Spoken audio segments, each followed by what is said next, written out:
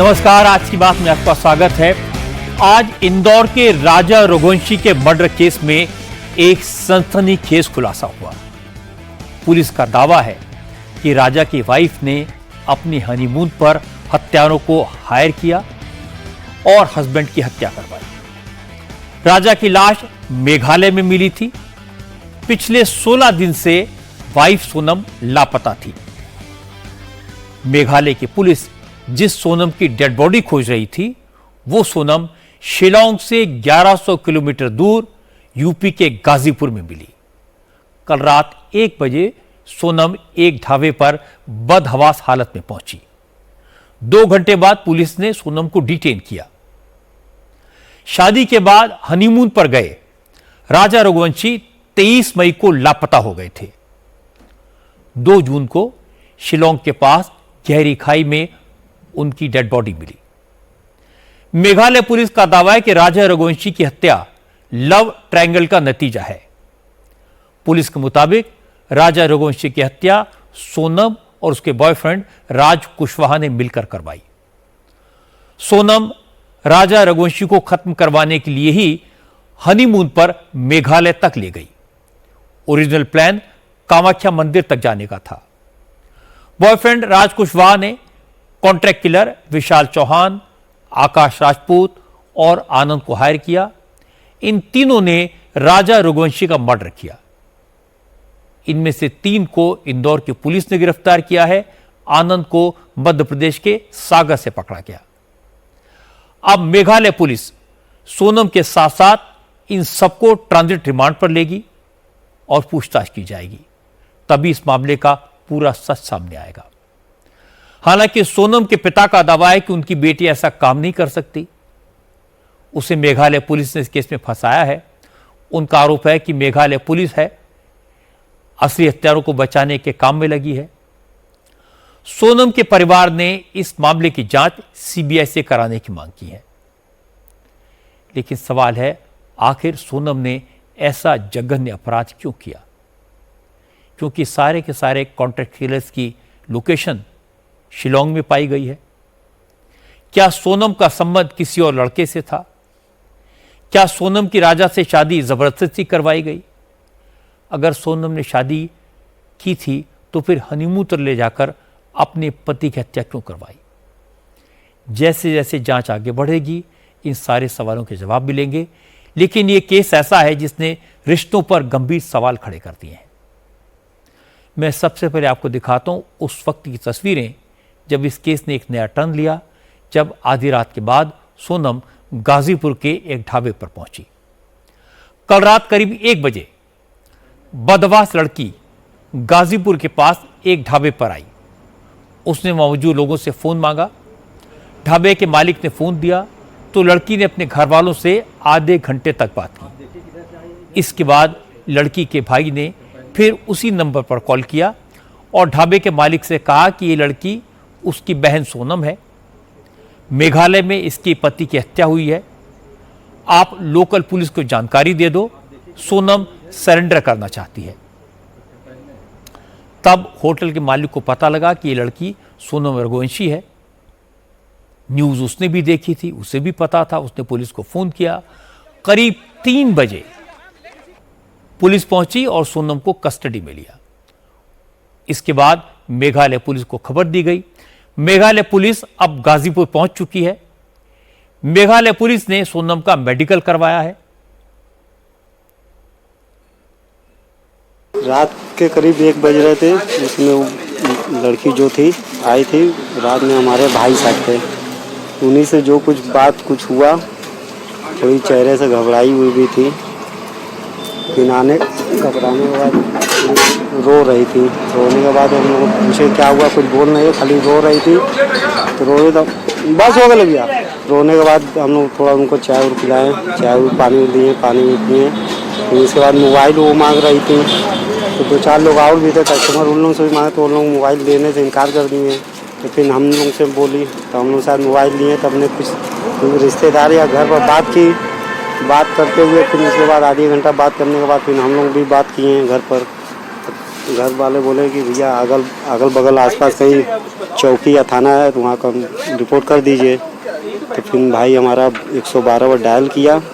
Dial करने के बाद रात के करीब 2:45 या 3 के लगभग पुलिस आई। पुलिस थोड़ा बातचीत की, उसके बाद उनको अपने साथ लेके चली गई। सोनम ने गाजीपुर आकर सरेंडर करने का फैसला किया, लेकिन सवाल ये उठता है इस काम के लिए उसने गाजीपुर ही क्यों चुना?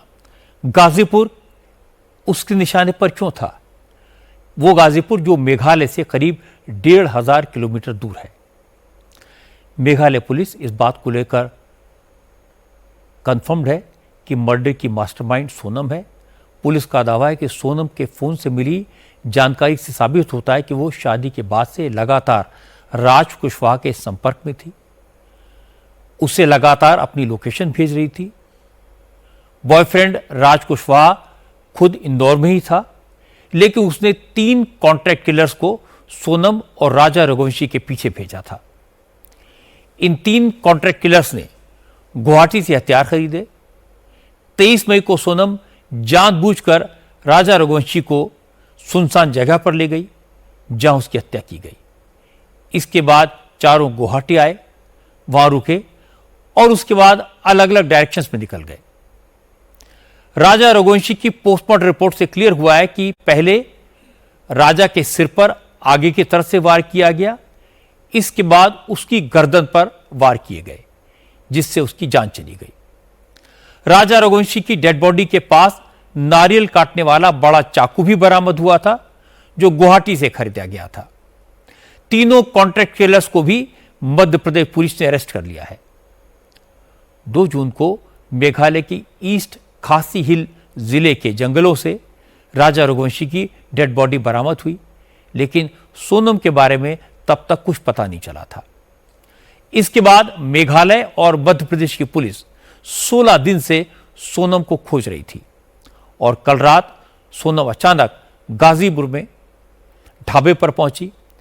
आज मेघालय के होम मिनिस्टर ने कहा अब यह बिल्कुल क्लियर है कि राजा रघुवंशी की हत्या लव ट्रायंगल का नतीजा है और मर्डर की साजिश सोनम और राज कुशवाहा ने मिलकर रची।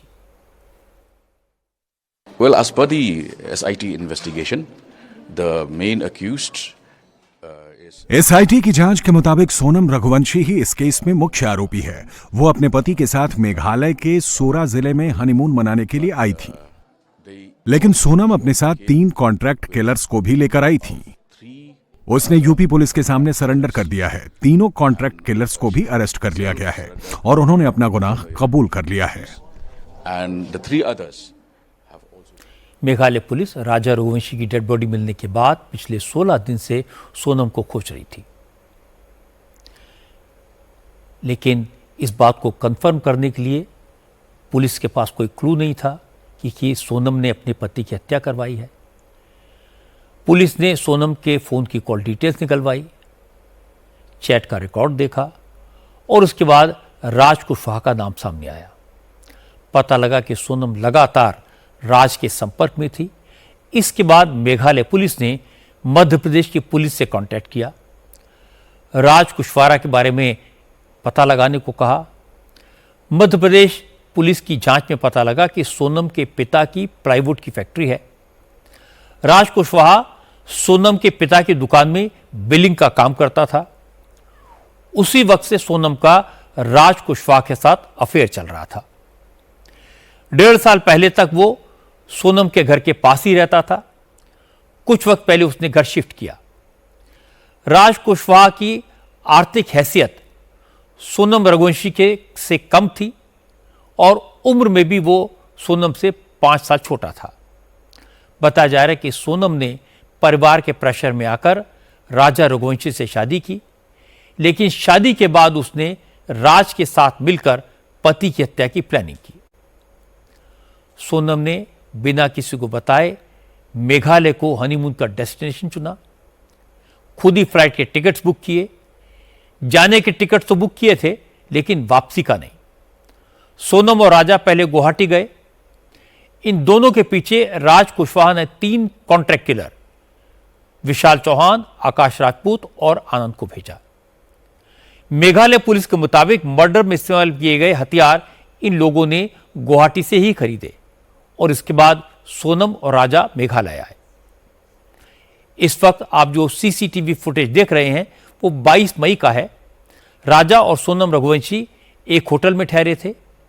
उन्होंने साइट सीइंग के लिए एक स्कूटी किराए पर ली थी। 22 मई की इस फुटेज में आपको दिखाई देगा कि राजा रघुवंशी स्कूटी स्टार्ट कर रहा है और सोनम किसी से फोन पर बात कर रही है। इसके बाद 23 मई को सोनम और राजा रघुवंशी लापता हो गए। इसके बाद मेघालय पुलिस ने 2 जून को राजा की डेड बॉडी बरामद कर ली और करीब एक हफ्ते बाद यानी 9 जून को इस केस को क्रैक कर लिया। मेघालय पुलिस का दावा है कि उसने राज कुशवाहा के बारे में पुलिस को इंफॉर्मेशन दी और मध्य प्रदेश पुलिस के सहयोग से मर्डर मिस्ट्री सॉल्व हो गई। देर शाम इन चारों आरोपियों को कोर्ट में पेश किया गया, जहां कोर्ट ने इन्हें 7 दिन के ट्रांजिट रिमांड में दे दिया। मेघालय पुलिस आज देर रात इन्हें लेकर शिलांग जाएगी।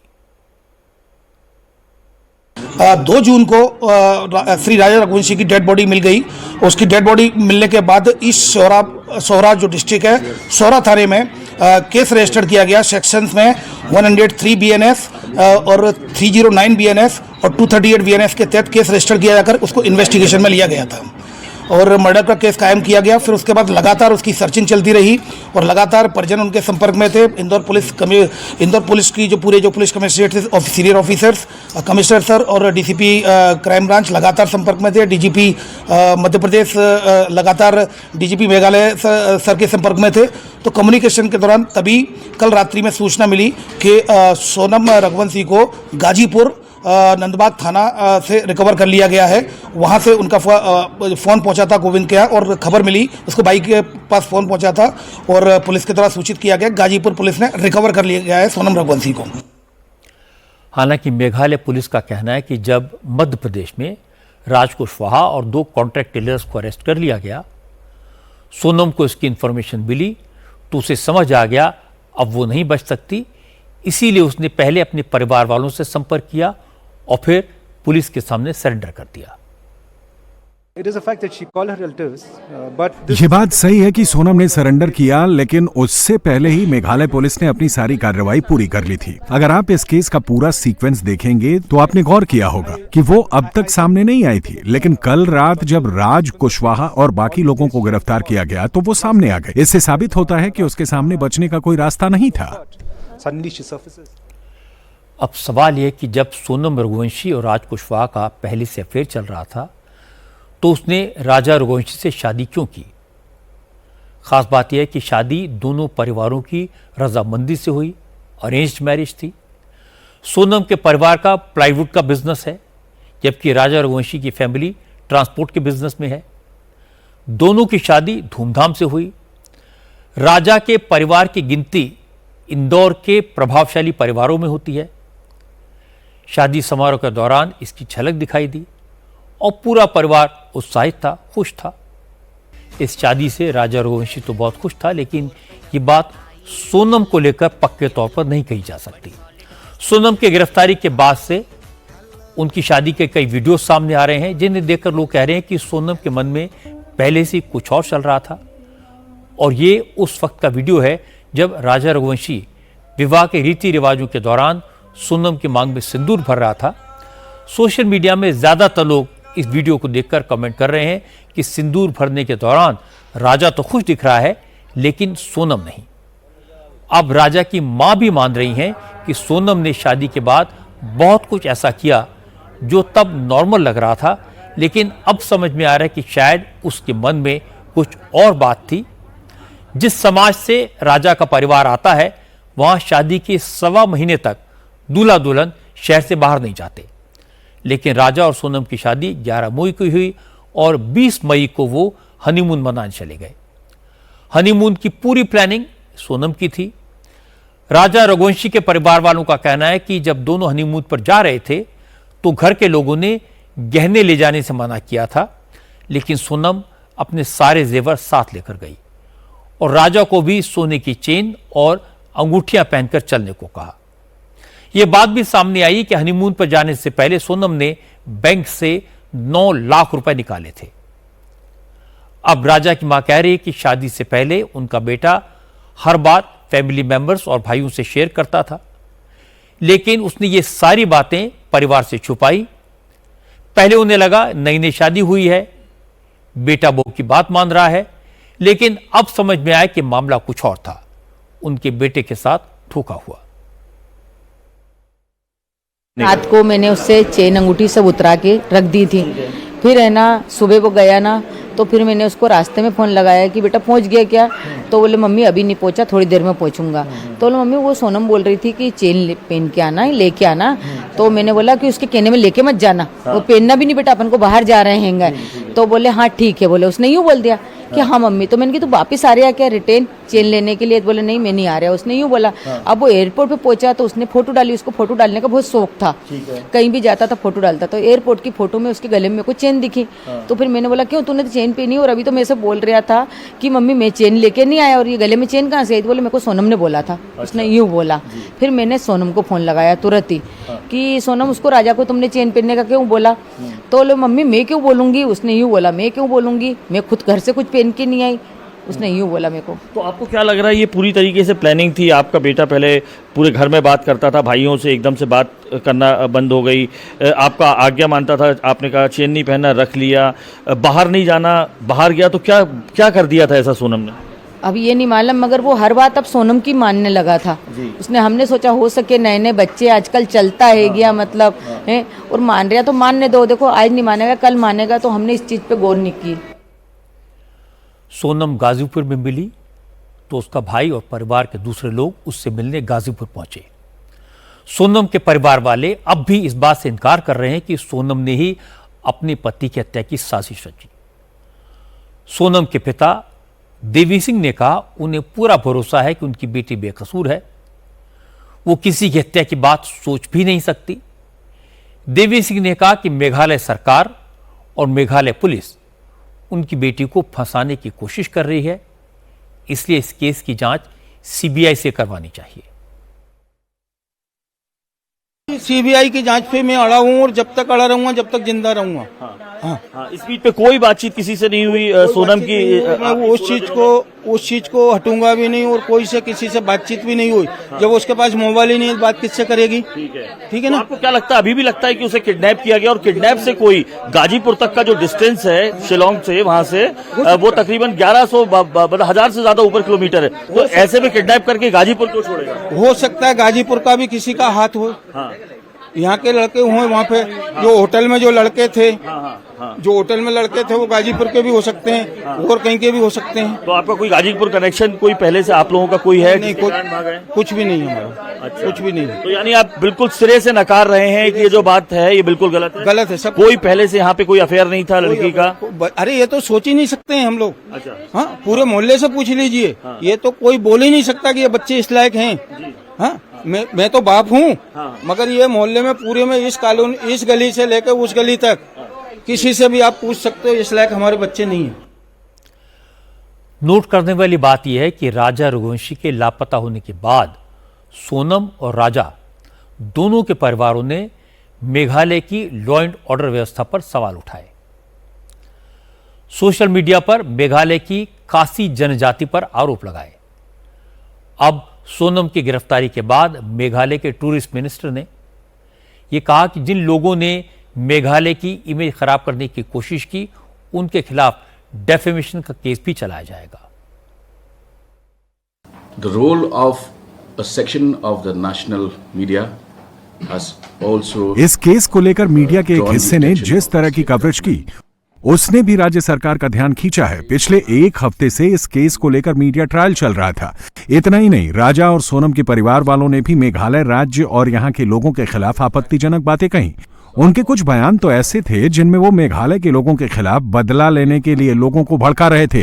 राज्य सरकार ने पुलिस से कहकर इस मामले में पहले ही कुछ एफआईआर दर्ज करवा दी थी। हमने राज्य सरकार की कानूनी टीम से भी कहा कि जिन भी लोगों ने मेघालय सरकार और यहाँ के लोगों के खिलाफ आपत्तिजनक बातें कही हैं, उन्हें सजा दिलवाने की तैयारी की जाए। हम ऐसे लोगों को बख्शेंगे नहीं।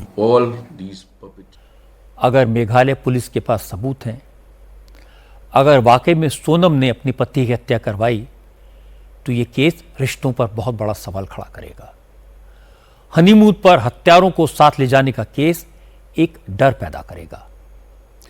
थोड़े दिन पहले मेरठ से खबर आई थी कि मुस्कान ने अपने लवर साहिल के साथ मिलकर अपने हस्बैंड की हत्या की। उसकी लाश नीले रंग के ड्रम में सीमेंट से दफन कर दी। भिवानी में एक महिला ने अपने यूट्यूबर प्रेमी के साथ मिलकर चुन्नी से अपने पति की हत्या करके लाश गंदे नाले में फेंक दी। बिजनौर में एक दूसरे लड़के से अफेयर के चक्कर में शिवानी ने अपने पति को नींद की गोलियां खिलाकर बेहोश किया और फिर प्रेमी के साथ मिलकर गला दबाकर पति को मार डाला। शिवानी ने 1.5 साल पहले लव मैरिज की थी। ऐसे कई केसेस हैं जो आपको गिना सकता हूं। कभी पति की लाश ड्रम में मिली, कभी फ्रिज में मिली, तो कभी सूटकेस में, तो कभी नाले में। हर हत्या में वाइफ का प्रेमी इन्वॉल्व था और यह समाज के लिए चिंता की बात है। अगर किसी की अपने पति से नहीं बनती, अगर किसी और से रिश्ता है, अफेयर है, तो अलग होने के बहुत सारे तरीके हैं, शादी तोड़ने के बहुत सारे तरीके हैं। ऐसे केसेस में मर्डर इसलिए होते हैं क्योंकि लोग समाज के प्रेशर से डरते हैं, परिवार से डरते हैं, और एक इंप्रेशन यह भी है कि हत्यारे किराए पर लेकर उन्हें लगता है कि बचा जा सकता है। इन सारे केसेस में अगर इन्वेस्टिगेशन जल्दी हो, हत्यारों को सजा मिले और ऐसी सजा मिले जो नजीर बने, तब जाकर शायद इस तरह के केसेस में कमी आए। आज मुंबई से भी एक दुखद खबर आई। मुंबई के पास मुंब्रा इलाके में लोकल ट्रेन में हादसा हुआ। 4 लोगों की मौत हो गई, 9 लोग गंभीर रूप से घायल हैं। यह हादसा तब हुआ जब सीएसटी जाने वाली फास्ट लोकल ट्रेन सुबह करीब 8:15 बजे मुंब्रा रेलवे स्टेशन के पास से गुजर रही थी। इस दौरान प्लेटफॉर्म नंबर 3 और 4 के पास से दूसरी लोकल गुजरी। दोनों ट्रेन के दरवाजों पर लोग लटके हुए थे। जब 2 ट्रेन क्रॉस हुई तो हवा के प्रेशर की वजह से दोनों ट्रेन के गेट पर लटके लोग आपस में टकराए और 13 मुसाफिर ट्रेन से ट्रैक के किनारे गिर गए। 2 लोगों ने तो मौके पर ही दम तोड़ दिया, जबकि 2 की मौत हॉस्पिटल में हुई। बाकी 9 घायल फिलहाल हॉस्पिटल में हैं। सरकार ने पूरे मामले की जांच के आदेश दिए हैं। रेलवे ने ऐलान किया कि अब लोकल में भी ऑटोमेटिक डोर लगाए जाएंगे, जिससे कोई भी यात्री बाहर न लटके और इस तरह के हादसों को रोका जा सके। इस घटना के मद्देनज़र रखते हुए रेलवे बोर्ड ने जो existing non AC local trains हैं उसके रेट्रोफिटमेंट का, यानी उसमें दरवाज़ों की अरेंजमेंट करने का जो निर्णय है वो लिया है। इसी के साथ साथ में जो नए रेक आने वाले हैं वो सारे एसी रेक आने वाले हैं, उसका भी अरेंजमेंट किया गया है। और साथ ही साथ में हम सभी यात्रियों से भी ये आग्रह करते हैं कि कृपया फुटबोर्ड के ऊपर आप ट्रैवल ना करें, जिसके माध्यम से ऐसी दुखद घटनाओं को हम लोग रोक सकें। देखिए, इस घटना की जो वजह है अभी दिख रही हैं, जो संभावित वजह है वो ये है, मुख्यत्वे करके ये है कि यात्री जो है वो फुटबोर्ड पे ट्रैवल कर रहे थे। साथ ही साथ में वहाँ पे जो कलवा और मुंब्रा के पास में वहाँ पे जो कर की लोकेशन भी इसमें हो सकती है। साथ ही साथ में एक और जो अनुशंका उसमें उठाई गई थी वो थी कि कुछ यात्रियों का आपस में कुछ झगड़ा होने की या ऐसी कोई संभावना है। इन सारे एंगल से तहकीकात रेलवे के द्वारा की जा रही है। मुंब्रा में हुए इस रेल हादसे ने विपक्ष को एक बार फिर सरकार पर हमला करने का मौका दिया। शिवसेना के लीडर आदित्य ठाकरे ने कहा, मुंबई में लोकल का हाल दिन ब दिन खराब होता जा रहा है, भीड़ बढ़ती जा रही है और लोकल की फ्रीक्वेंसी कम होती जा रही है और रेलवे को इसकी कोई फिक्र नहीं है, इसलिए लगातार हादसे हो रहे हैं। दुर्भाग्यपूर्ण है लेकिन नया नहीं है। पिछले कई सालों में आप देख रहे हो बहुत सारे हादसे ऐसे ही रेलवे के साथ होते हैं, लेकिन जिम्मेदारी कोई लेता नहीं है। रेल मंत्री है कि रेल मंत्री ये पता नहीं है।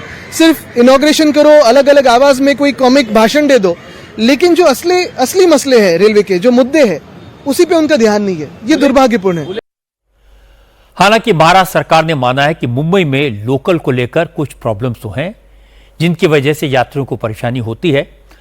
महाराष्ट्र सरकार में मंत्री गिरीश महाजन ने आज हादसे में घायल लोगों से मुलाकात की। इस हादसे में जान गंवाने वाले परिवारों को 5-5 लाख रुपए के मुआवजे का ऐलान भी किया।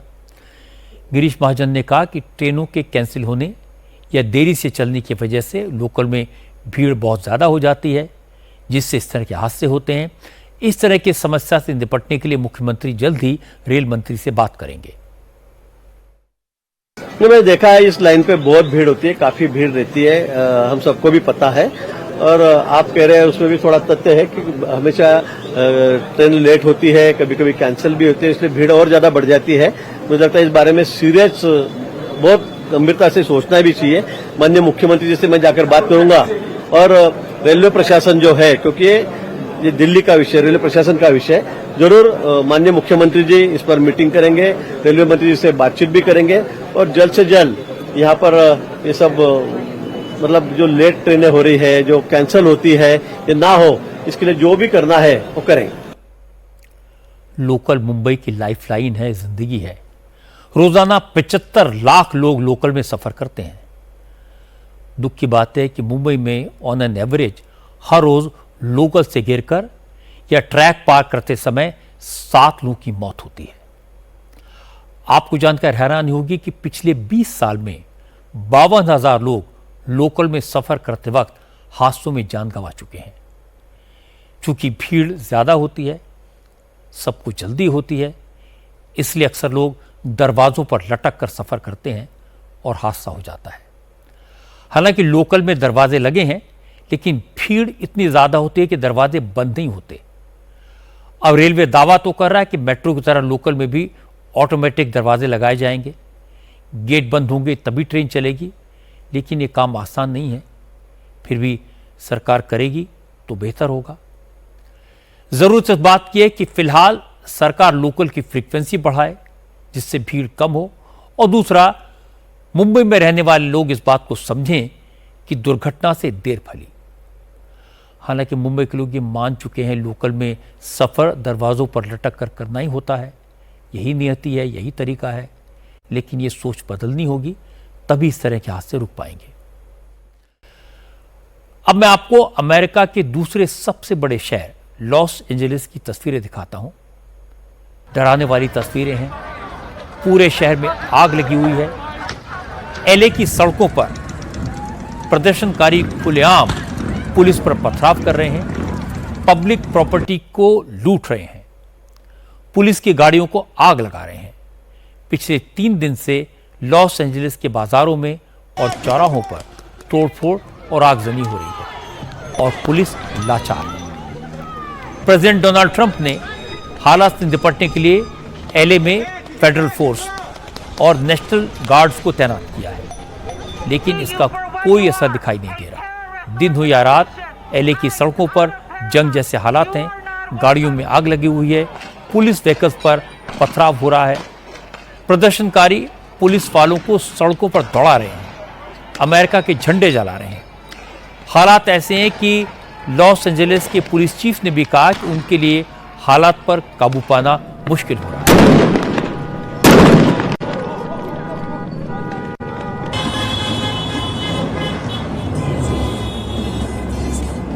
As far as people are worried about the violence that we're seeing, जितने बड़े पैमाने पर हिंसा हो रही है उसको लेकर लोगों की चिंता जायज है। ये हिंसा देखकर बहुत बुरा लग रहा है। इस घटना के बाद से हिंसा बहुत बढ़ गई है। पहली रात की तुलना में अब ज्यादा हिंसा हो रही है। हालात और खराब हो गए हैं। हम उसके बाद से देख रहे हैं कि विरोध प्रदर्शन और हिंसक और गंभीर होते जा रहे हैं। आज रात हमने कई लोगों को पुलिस अधिकारियों पर पटाखे फेंकते और गोली चलाते हुए देखा है। इससे पुलिस अधिकारियों की मौत हो सकती है और हमने भी इससे निपटने के लिए जरूरी रणनीति पर अमल किया है। कई जगह हम इन हमलावरों को हिरासत में लेने में सफल हो गए हैं और हम उनकी हरकतों के लिए उनकी जवाबदेही तय कर रहे हैं। लेकिन सच है कि इस वक्त तक दंगाई हम पर भारी पड़ रहे हैं। किसी भी हिंसक कार्रवाई का बहुत सख्त और कानूनी तरीके से जवाब दिया जाएगा, फिर चाहे पुलिस वालों पर हमले हों, विरोध प्रदर्शन हो या फिर सार्वजनिक संपत्तियों को नुकसान पहुंचाने की हरकत क्यों न हो। हमारा मकसद टकराव बढ़ाए बगैर कानून व्यवस्था को बनाए रखना और आम लोगों की हिफाजत करना है। लॉस एंजलिस में हालात को काबू करने के लिए प्रेसिडेंट ट्रंप ने नेशनल गार्ड्स को भेजा है। अमेरिका के रक्षा मंत्री पीटर हेग्सेथ ने कहा कि अगर लॉस एंजलिस में हिंसा काबू में नहीं आती तो यूएस मरीन्स को भी तैयार रहने को कहा गया है। अमेरिका के संविधान के मुताबिक फेडरल गवर्नमेंट को नेशनल गार्ड तैनात करने के लिए स्टेट गवर्नमेंट की परमिशन लेनी पड़ती है और एक्स्ट्राऑर्डिनरी सिचुएशन में ही प्रेसिडेंट को नेशनल गार्ड तैनात करने का अधिकार है। लेकिन प्रेसिडेंट ट्रंप ने कैलिफोर्निया के गवर्नर गेविन न्यूसम की रिक्वेस्ट के बगैर नेशनल गार्ड्स को तैनात कर दिया। नेशनल गार्ड्स अमेरिकी सेना और एयरफोर्स के पार्ट टाइम सैनिक होते हैं जिनको अमेरिका के प्रेसिडेंट या फिर स्टेट गवर्नर तैनात कर सकते हैं। आमतौर पर अमेरिका में नेशनल गार्ड्स को तभी तैनात किया जाता है जब हालात लोकल पुलिस के हाथ से बाहर निकल जाते हैं। एलए में पिछली बार 33 साल पहले 1992 में नेशनल गार्ड्स को तैनात किया गया था। स्टेट गवर्नर की परमिशन के बगैर नेशनल गार्ड की तैनाती 1965 के बाद पहली बार हुई है। इसीलिए कैलिफोर्निया के गवर्नर ने प्रेसिडेंट ट्रंप के इस फैसले का खुलकर विरोध किया है। नेशनल गार्ड की तैनाती के बाद प्रदर्शनकारी और भड़क गए हैं। उन्होंने हथियारबंद नेशनल गार्ड्स पर अटैक करना शुरू कर दिया। एलए में कई सड़कों पर नेशनल गार्ड्स और प्रदर्शनकारी आमने सामने आ गए। नेशनल गार्ड्स ने दंगाइयों को तितर-बितर करने के लिए हवा में गोलियां चलाई, बड़ी तादाद में प्रोटेस्टर्स को गिरफ्तार किया। हालांकि प्रेसिडेंट ट्रंप ने कहा कि डेमोक्रेटिक पार्टी ने दुनिया भर से दंगाइयों को बुलाकर अमेरिका में बसा दिया है, लेकिन वो अमेरिका को दंगाइयों के कंट्रोल में नहीं जाने देंगे। जरूरत पड़ी तो मेरीन्स की तैनाती करेंगे। You have violent people, and we're not going to let them get away with it. Well, we're going to have troops everywhere. We're not going to let this happen to our country. We're not going to let our country be torn apart like it was under Biden and his auto pen. We're going to see what we need. We'll send whatever we need to make sure there's law and order. We're going to be watching it very closely. And when they spit at people, you know, they spit. That's their new thing. They spit, and worse, you know what they throw at them, right? And when that happens, I have a little statement. They say, they spit, we hit. And I told them, nobody's going to spit on our police officers. Nobody's going to spit on our military, which they do as a common thing. They get up to them this far away and then they start spitting in their face. That happens, they get hit very hard. We'll see what happens. If we think there's a serious insurrection or less than that, we're going to have law and order. Very important. President Trump से खुली छूट मिलने के बाद LA में security forces भी बेलगाम हो गई हैं। एलए से इसकी एक चौंकाने वाली तस्वीर आई। विरोध प्रदर्शन के दौरान जब ऑस्ट्रेलिया की एक रिपोर्टर लाइव रिपोर्टिंग कर रही थी तो सिक्योरिटी फोर्स के जवान ने रिपोर्टर को टारगेट करके फायर कर दिया। रात की बात बस इतनी थी कि उसने रिपोर्टर पर असली गोली नहीं चलाई, ये रबर बुलेट दागी थी।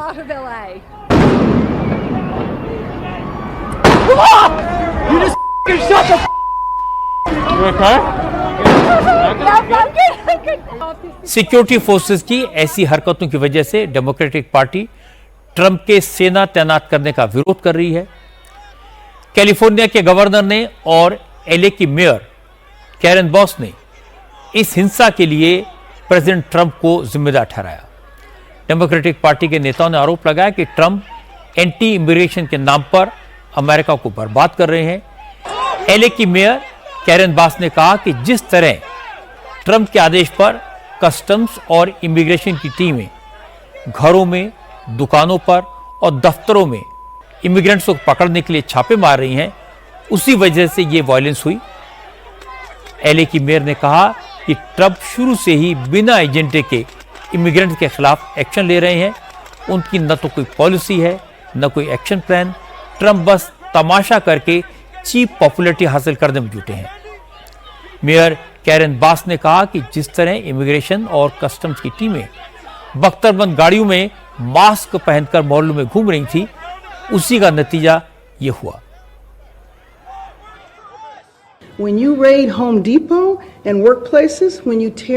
जब आप दुकानों पर, लोगों के दफ्तर पर छापे मारते हैं, जब आप माँ बाप को बच्चों से अलग करते हैं और जब आप हमारी सड़कों पर बख्तरबंद गाड़ियों के काफिले की परेड कराते हैं, तो इससे लोगों में डर और घबराहट फैलती है। उसके बाद आपने केंद्रीय बलों को तैनात कर दिया। ये टकराव बढ़ाने वाला बेहद खतरनाक कदम है।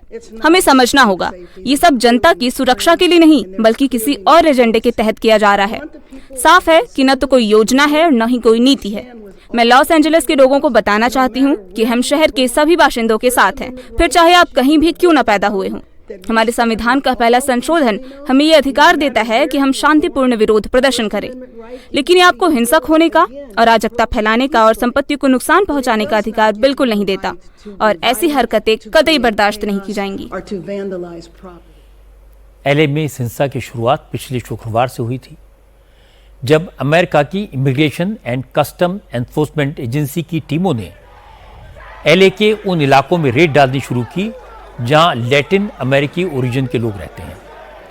होटलों, दुकानों, दफ्तरों और यहां तक कि माइग्रेंट्स के घरों पर छापे मारकर लोगों को जबरन उनके परिवार से अलग करके नजरबंद कर दिया गया। जिन इमिग्रेंट्स को अमेरिका से निकाला जाना था उनको बंदी शिविरों में रखा गया था। आईसी एजेंसी ने अपनी ताकत दिखाने के लिए फोर्स का भी इस्तेमाल किया, हथियारबंद एजेंट्स को भेजा। कानून के खिलाफ एजेंट्स ने मास्क लगाकर छापेमारी की। इससे एलए के लोगों में गुस्सा भड़क गया। लोग इमिग्रेशन डिपार्टमेंट की सख्ती के खिलाफ सड़कों पर उतर आए, तोड़फोड़ की। प्रोटेस्टर्स का आरोप है कि इमिग्रेंट्स के खिलाफ कार्रवाई के नाम पर उन पर जुल्म किए जा रहे हैं, बच्चों को माँ बाप से अलग किया जा रहा है। इसे बर्दाश्त नहीं किया जाएगा। Y'all told us to come here for opportunity. We came, and then now it's like, oh, you have to leave. But when I was the working class, y'all loved me, right? But now that we're too many people, what's the issue? We're here protesting for our families that are being separated in our neighborhoods, and we want justice. What do you think the arrival of the National Guard? Do you think how we're gonna kind of escalate the situation? They're just making it worse. It's just making us not trust our own government. They're throwing things at us. We're just in an unsafe space. It's a fight for our community. LA wouldn't be what it is without us. There was no need for it. I'm a victim of the fires in Altadena, and they didn't help at all. They didn't even let us go back to our home. Immigration and custom enforcement के director ने कहा कि कई शहरों में immigrants को खुली छूट मिली हुई थी। वो अपराध करके खुलेआम घूम रहे थे, लेकिन अब उनके खिलाफ एक्शन हो रहा है। अगर लोग इसमें सहयोग नहीं करेंगे तो सख्ती की जरूरत पड़ेगी।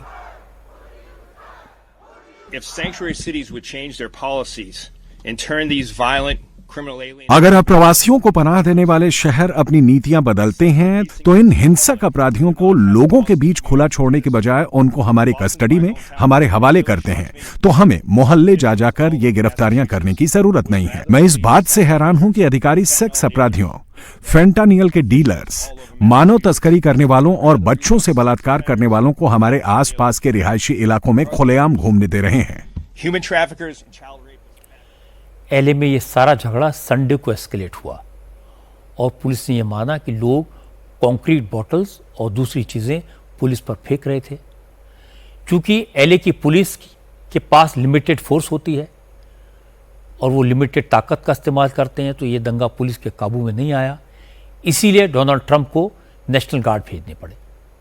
दूसरी बात है कि एलए के मेयर ने संडे को यह कहा कि नेशनल गार्ड ट्रूप्स के साथ साथ कोऑर्डिनेशन करके वो हालात को काबू में लाने की कोशिश करेंगी, लेकिन साथ साथ मेयर ने ट्रंप के डिसीजन को फोर्स भेजने के फैसले को क्रिटिसाइज किया। प्रेसिडेंट ट्रंप का कहना है कि एलए में जो प्रोटेस्ट हो रहे हैं उसकी वजह से दंगों के हालात पैदा हुए और इन राइट्स से लगभग हर आदमी प्रभावित हुआ है। मुझे लगता है कि इशू कोई भी हो, शहर कोई भी हो, अगर लोग कानून व्यवस्था को अपने हाथ में लेंगे, अगर पुलिस पर हमला करेंगे, तो फिर सिक्योरिटी फोर्सेस को चीज़ें अपने कंट्रोल में लेनी पड़ेंगी और एलए के मामले में ट्रंप के सामने दूसरा कोई ऑप्शन नहीं था। आगे बढ़ते हैं। प्रधानमंत्री नरेंद्र मोदी के तीसरे टर्म को आज 11 साल पूरे हो गए और इसी के साथ मोदी की लीडरशिप में केंद्र में एनडीए सरकार के 11 साल पूरे हुए। इस मौके पर बीजेपी पूरे देश में संकल्प से सिद्धि तक कैंपेन शुरू करेगी। इस कैंपेन के दौरान बीजेपी के कार्यकर्ता मोदी सरकार की 11 साल की उपलब्धियों को गांव-गांव, घर-घर पहुंचाएंगे। बीजेपी ने तय किया कि मंडल स्तर पर विकसित भारत संकल्प सभाएं आयोजित की जाएंगी। हर जिले में प्रोफेशनल्स की मीटिंग बुलाई जाएंगी जिसमें सरकार की पॉलिसीज पर चर्चा होगी। इसके अलावा गांव में चौपालें आयोजित की जाएंगी जिसके जरिए जनता को सरकार की योजनाओं के बारे में बताया जाएगा। आज जेपी नड्डा ने कहा कि पिछले 11 साल में प्रधानमंत्री मोदी ने राजनीति की दिशा बदली, देश का मिजाज बदला। पहले सरकार घोषणाएं करती थी जो कभी पूरी नहीं होती थी, लेकिन अब जिस दिन किसी प्रोजेक्ट का ऐलान होता है उसी दिन उसके उद्घाटन की तारीख भी तय हो जाती है। पहले आतंकवादी हमले होते थे तो हम दूसरे देशों से गुहार लगाते थे, लेकिन अब भारत घर में घुसकर मारता है। नड्डा ने कहा कि नरेंद्र मोदी ने प्रधानमंत्री बनने के बाद पॉलिटिकल कल्चर बदल दिया है। सेवा, सुशासन और गरीब कल्याण, इस पे जो समर्पित 11 साल प्रधानमंत्री मोदी जी के नेतृत्व में कार्य हुआ है वह स्वर्ण अक्षरों में लिखे जाने वाला कार्य हुआ है। 11 साल पहले तुष्टीकरण पर और तुष्टीकरण के साथ साथ समाज को खंडित करके अपनी कुर्सी को सेफ करना, यह एक राजनीतिक संस्कृति का तरीका बन गया था। लेकिन प्रधानमंत्री मोदी जी के आने के बाद जब मैं कहता हूं कि ही change the political culture of the country, तो पॉलिटिक्स ऑफ परफॉर्मेंस, एक जिम्मेवार सरकार, एक जवाबदेह सरकार, जो हम काम कर रहे हैं उसको हम जनता के सामने अकाउंट करते हुए चीज़ों को रखें, ये नई संस्कृति पैदा हुई। और इसलिए मैं बड़े गर्व के साथ ये कह सकता हूँ कि पिछले 11 साल में मोदी जी के नेतृत्व में चलने वाली सरकार ने भारत की राजनीति की संस्कृति को बदलकर न्यू नॉर्मल, न्यू ऑर्डर को स्थापित किया है।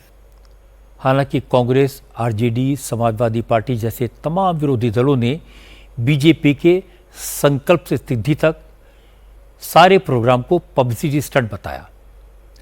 अखिलेश यादव ने कहा केंद्र में 11 साल से और यूपी में 9 साल से बीजेपी की सरकारें हैं। इस दौरान सिर्फ बड़ी बड़ी बातें हुई, काम के मामले में बीजेपी जीरो है। जहां तक सरकार जो अपना बड़ा बड़ा प्रचार का अखबारों में ऐड दिया है, उन्हें ऐड उत्तर प्रदेश की सरकार का भी जोड़ के देना चाहिए, क्योंकि 11 साल की उपलब्धि नहीं है बल्कि लगभग 9 साल उत्तर प्रदेश की भी उपलब्धि को जोड़ना चाहिए। तो 20 साल की उपलब्धि क्या है? और सबसे बड़ी उपलब्धि अगर बतानी है तो सरकार पर कैपिटा इनकम बताए कि अगर हमारी अर्थव्यवस्था दुनिया में यहाँ पहुँच गई है और लगातार अर्थव्यवस्था बढ़ती जा रही है, तो हमारे आम लोगों की प्रति व्यक्ति आय क्या है, पर कैपिटा इनकम क्या है। अगर सरकार पर कैपिटा इनकम नहीं बता सकती है तो इसका मतलब ये लोग आंकड़ों से धोखा दे रहे हैं। न केवल आंकड़ों से धोखा उद्योग और लोगों को दे रहे हैं, बल्कि किसानों की आय दोगुनी करने का जो आंकड़ा बताते थे, कम से कम आज उन्हें पेश करना चाहिए कि किसानों की इस फार्मूले की वजह से, इस व्यवस्था की वजह से या इस एग्रीकल्चर इंफ्रास्ट्रक्चर तैयार होने से किसानों की आय दोगुनी हो गई है। अखिलेश यादव का पूरा फोकस उत्तर प्रदेश पर है, लेकिन उनको ये सोचना चाहिए अगर नरेंद्र मोदी की सरकार ने काम न किया होता, देश के लोगों पर मोदी पर भरोसा न होता, तो लगातार 3 बार मोदी को मैंडेट कैसे मिलता। ये बात सच है, पिछले 11 साल में नरेंद्र मोदी ने दिल्ली की सरकार का वर्क कल्चर बदला है, काम करने के तरीके को बदला है। अब मिनिस्टर्स पर हर वक्त परफॉर्मेंस का प्रेशर रहता है। मोदी काम करते भी हैं और करवाते भी हैं और कभी संतुष्ट होकर नहीं बैठते। घर बनाने में, सड़कें बनाने में, राशन देने में, बिजली पहुंचाने में, नल से जल पहुंचाने में, बैंक खाते खुलवाने में जितना काम हुआ है उसने लोगों की अपेक्षाएं और बढ़ा दी हैं। इसीलिए सरकार के सामने चुनौती और बड़ी है। और सबसे बड़ी बात है कि लोग मानते हैं कि देश मोदी के हाथों में सुरक्षित है। मोदी की लीडरशिप में भारत किसी से डरता नहीं है, किसी के आगे झुकता नहीं है। भारत अब एक बड़ी आर्थिक शक्ति भी है, इसीलिए दुनिया भर में भारत का मान बढ़ा है। लोगों का यह विश्वास पिछले 11 साल में नरेंद्र मोदी की सबसे बड़ी उपलब्धि है। गोवा के हेल्थ मिनिस्टर विश्वजीत राणे ने आज गोवा मेडिकल कॉलेज के सीएमओ से पब्लिकली माफी मांगी। हालांकि गोवा के डॉक्टर्स की नाराजगी इससे कम नहीं हुई। गोवा मेडिकल कॉलेज के डॉक्टर्स अभी भी हड़ताल पर हैं। उनका कहना है कि जब तक हेल्थ मिनिस्टर मेडिकल कॉलेज में आकर कैमरों के सामने माफी नहीं मांगते तब तक उनकी स्ट्राइक जारी रहेगी। असल में हुआ यह था कि 2 दिन पहले एक मरीज की शिकायत पर हेल्थ मिनिस्टर विश्वजीत राणे अचानक गोवा मेडिकल कॉलेज में पहुंचे थे और उन्होंने सीएमओ रुद्रेश कुट्टीकर को सबके सामने बुरी तरह डांटा।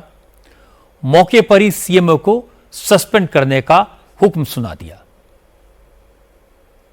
You learn to control your tongue. You're a doctor. Don't force me to act. Put your hands out first when you're standing in front of me.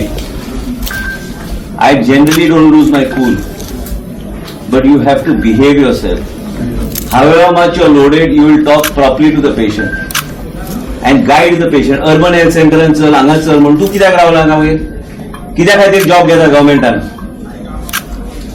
उलोवपाक रीत आसूंक जाय तुका. तूं डॉक्टर तूं. मास्क काड पयलीं म्हाका तोंड पळोवंक जाय तुजें. सांबाळून एका सस्पेन्शन ऑर्डर काडात and kick him out from here. These doctors don't understand unless you understand you're here to serve humanity. You're not here with your bloody ego. I am telling you what I'm saying. You're not authorized to speak when I'm speaking. You please go. दूसरा CMO गला, I'll issue the note for suspension. You get out from here. That's it.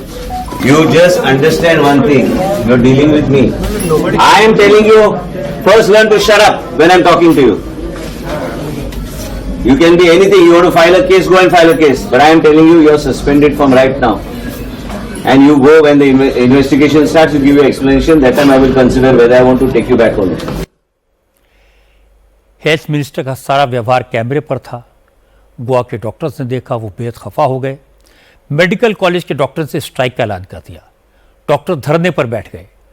मामले की गंभीरता को देखते हुए chief minister Pramod Sawant ने CMO के सस्पेंशन का आदेश रद्द कर दिया। डॉक्टर से काम पर लौटने की अपील की। इसके बाद आज हेल्थ मिनिस्टर विश्वजीत राणे ने ट्विटर पर एक पोस्ट लिखी। कहा जो कुछ हुआ वो हीट ऑफ द मोमेंट में हुआ, उन्हें इसका दुख है और वो अपने व्यवहार के लिए माफी मांगते हैं। लेकिन डॉक्टर्स का कहना है कि सीएमओ का अपमान सार्वजनिक तौर पर किया गया, इसलिए हेल्थ मिनिस्टर को माफी भी सार्वजनिक तौर पर सामने आकर मांगनी होगी। सीएमओ डॉक्टर रुद्रेश कुट्टीकर ने कहा स्वास्थ्य मंत्री 24 घंटे के अंदर आकर पर्सनली माफी मांगे, वरना डॉक्टर्स पूरी तरह काम बंद कर देंगे। I have seen the video, but it is a studio apology, so we demand all the doctors that the apology should be where the incidents happen. So it is in front of the people, in the public. It should be recorded. It could be recorded, and as it went viral, my humiliation went viral. The same thing has to be also should be viral everyone, because I was humiliated completely that day. So I want every people should know his apology. Within 24 hours, he has to apologize. Yeah. Will be going to the Oh yeah. New strike will be continued. Continue. Health minister Vishwajit Rane doctor से जो बात कह रहे थे वो बात तो ठीक थी, लेकिन उनका कहने का अंदाज गलत था। और इतने सीनियर डॉक्टर को इस तरह से ह्यूमिलेट करना, इस तरह से सस्पेंड करना बिल्कुल गलत था। मंत्री महोदय जो बात सीएमओ को समझा रहे थे, और वो बात उन्हें भी समझ में आ गई होगी कि जुबान पर काबू सबको रखना चाहिए। विश्वजीत राणे ने पब्लिकली माफी मांग ली है। मुझे लगता है इसके बाद इस मामले को और बढ़ाने की जरूरत नहीं है। डॉक्टर साहब को भी ये बेकार की बात नहीं करनी चाहिए कि वो यहां आकर माफी मांगे या वहां आकर माफी मांगे। उन्हें इस बात का ध्यान रखना चाहिए कि माफी मांगने वाला स्टेट का हेल्थ मिनिस्टर है। इस मामले को यहीं खत्म करना चाहिए। डॉक्टर साहब और हेल्थ मिनिस्टर अपना अपना काम करें और बेकार की बातों में खामखा टाइम वेस्ट करने के बजाय मरीजों का ध्यान करें। एक अच्छी खबर आपको बता दूं, ये अच्छी खबर यूपी के संभल से आई है। संभल में सड़क के रास्ते में आने वाली मंदिर, मस्जिद और दरगाह को तोड़ने के लिए खुद समाज के लोग सामने आए। संभल के अजीजपुर असदपुर इलाके में पीडब्ल्यूडी सड़क को चौड़ा करने का काम कर रहा है, लेकिन सड़क पर एक मस्जिद और दरगाह बनी हुई थी, उसके सामने एक मंदिर भी था। ये सब सरकारी जमीन पर बने हुए थे। पीडब्ल्यूडी ने एक नोटिस जारी किया, 1 महीने के भीतर इलीगल कंस्ट्रक्शन को हटाने का आदेश दिया। बड़ी बात है कि इस बार मुस्लिम समाज के लोगों ने प्रशासन की बात मानकर खुद ही दरगाह और मस्जिद को रास्ते से हटा दिया और मंदिर का जो हिस्सा सरकारी जमीन पर बना हुआ था उसे हिंदुओं ने खुद तोड़ दिया। अच्छी बात है कि इस प्रक्रिया में प्रशासन को किसी तरह की कोई परेशानी, किसी चैलेंज का सामना नहीं करना पड़ा। अच्छी बात है, संभल के लोगों ने समझदारी दिखाई, विकास के लिए मस्जिद, मंदिर, दरगाह सबको खुद हटा लिया। अगर ऐसी समझदारी सभी शहरों के लोग दिखाएं तो विकास का रास्ता कोई नहीं रोक सकता। अगर आप गर्मी से परेशान होकर उत्तराखंड या हिमाचल जाने की सोच रहे हो तो प्लान बदल दीजिए, क्योंकि उत्तराखंड में इस वक्त टूरिस्ट की जबरदस्त भीड़ है। देहरादून, हरिद्वार, नैनीताल और कैंची धाम में कई किलोमीटर लंबा जाम लगा हुआ है। सबसे बुरा हाल नैनीताल का है, जहां वीकेंड पर इतनी भीड़ उमड़ी कि पूरा नैनीताल पैक हो गया। चारों तरफ गाड़ियां फंस गई। नैनीताल से कैंची धाम वाले रूट पर तो इतनी गाड़ियां पहुंच गई कि लोग 12 घंटे तक जाम में फंसे रहे। आलम यह था कि भीमताल से कैंची धाम के बीच 20 किलोमीटर का सफर तय करने में लोगों को 3 से 4 घंटे लग गए। कैंची धाम में बाबा नीम करौली का मंदिर है। यहां वीकेंड पर लोगों का सैलाब उमड़ पड़ा। पूरा का पूरा मंदिर खचाखच भरा हुआ था। देहरादून, मसूरी और हरिद्वार का भी करीब यही हाल है। गर्मी की छुट्टियों में यहां भी टूरिस्ट बड़ी संख्या में पहुंच रहे हैं, जिसकी वजह से देहरादून से मसूरी के रास्ते में जबरदस्त ट्रैफिक नजर आ रहा है। हालांकि वीकेंड पर यह भीड़ थोड़ी ज्यादा होती है, लेकिन आम दिनों में भी यहां सड़कों पर गाड़ियां खड़ी करने की जगह नहीं है। लंबी कतार नजर आ रही है। ऐसे दिल्ली, हरियाणा, राजस्थान, यूपी और मध्य प्रदेश के लोगों के लिए मौसम विभाग ने बुरी खबर दी है। इन सभी राज्यों में अगले 1 हफ्ते तक जबरदस्त गर्मी होगी। टेम्परेचर 46 डिग्री के पार जाएगा। तो संभल कर रहिए गर्मी के इस मौसम।